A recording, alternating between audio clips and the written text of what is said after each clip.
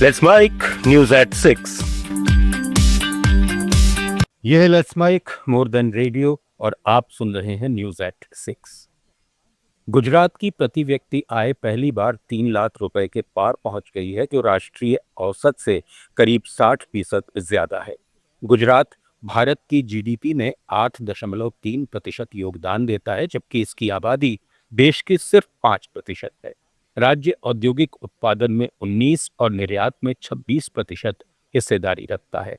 साथ ही देश के कुल कार्गो का 40% इसके बंदरगाहों से गुजरता है। रसायन उद्योग में 33% हिस्सा और सेमीकंडक्टर, फिनटेक जैसे नए क्षेत्रों में विस्तार के साथ गुजरात पिछले दशक में औसतन 11.4% की विकास दर हासिल कर राष्ट्रीय औसत से आगे रहा है। ये आर्थिक गति न सिर्फ उत्पादकता बढ़ा रही है, बल्कि कृषि से लेकर इंफ्रास्ट्रक्चर और डिजिटल गवर्नेंस तक संतुलित विकास को बढ़ावा दे रही है। हैदराबाद के ग्रेटर हैदराबाद म्युनिसिपल कॉरपोरेशन ने अप्रैल में अर्ली बर्ड प्रॉपर्टी टैक्स योजना के तहत 441 करोड़ 88 लाख रुपए जमा किए हैं, जो पिछले साल से ज्यादा है। इस योजना का फायदा उठाकर 3,57,000 से ज्यादा करदाताओं ने 23.25 करोड़ रुपए की छूट प्राप्त की। खैरताबाद जोन में सबसे ज्यादा 220 करोड़ 15 लाख रुपए की वसूली हुई। ये शुरुआत कॉरपोरेशन के लिए राजस्व बढ़ाने और शहर के विकास कार्यों को मजबूती देने में मददगार साबित होगी, क्योंकि समय पर टैक्स जमा करने से नगर निगम की वित्तीय स्थिति मजबूत होती है। कर्नाटक के बेंगलुरु में प्रॉपर्टी टैक्स पर 5% की छूट अब 31 मई तक बढ़ा दी गई है। कर्नाटक सरकार के इस फैसले से ग्रेटर बेंगलुरु अथॉरिटी के अंतर्गत आने वाली करीब 25 लाख प्रॉपर्टी मालिकों को फायदा होगा। अपार्टमेंट रेजिडेंस और बेंगलुरु अपार्टमेंट फेडरेशन की मांग पर यह समय सीमा बढ़ाई गई, क्योंकि पेमेंट प्रक्रिया में कुछ शिकायतें आई थीं। समय पर टैक्स जमा करने वाले लोगों को 5% की बचत होगी, जो न सिर्फ घर मालिकों के खर्चे कम करेगी, बल्कि शहर की राजस्व व्यवस्था को भी मजबूती देगी। तमिलनाडु ने मार्च में दक्षिण भारत में सोलर पावर इवैक्यूएशन में पहला स्थान हासिल किया है।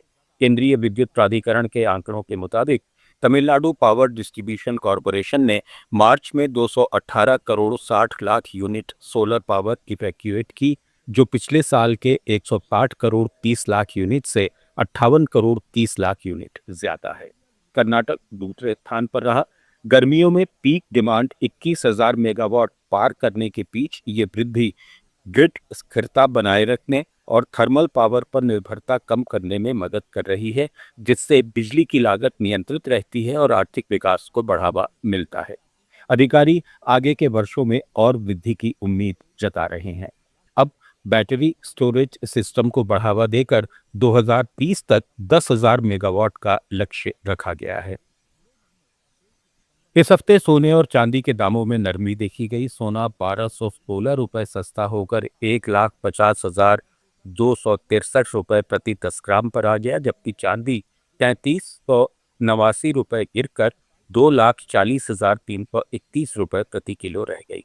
साल की शुरुआत में तेजी के बाद हाल के हफ्तों में मुनाफा वसूली और वैश्विक अनिश्चितताओं के चलते दोनों धातुओं में सुधार आया है।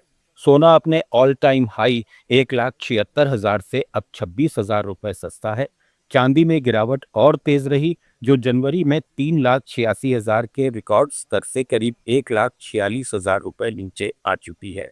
बाजार विशेषज्ञ आगे भी उतार चढ़ाव की संभावना जता रहे हैं।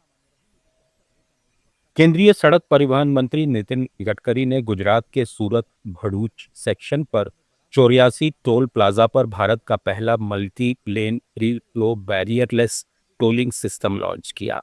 अब वाहन बिना रुके 120 किलोमीटर प्रति घंटे की रफ्तार से भी टोल प्लाजा पार कर सकेंगे। एआई कैमरे और सेंसर से लैस ये हाईटेक सिस्टम फास्ट टैग के साथ ऑटोमेटिक नंबर प्लेट रिकॉग्निशन तकनीक का इस्तेमाल कर रियल टाइम में टोल काट लेगा। ताज़ा खबरों के डेली बुलेटिन्स रोजाना सुनने के लिए डाउनलोड कीजिए लेट्स माइक ऐप। जुड़े रहिए लेट्स माइक के साथ। आप सुन रहे थे let's mike more than radio. Follow कीजिए हमें हमारे सोशल मीडिया प्लेटफॉर्म्स पर।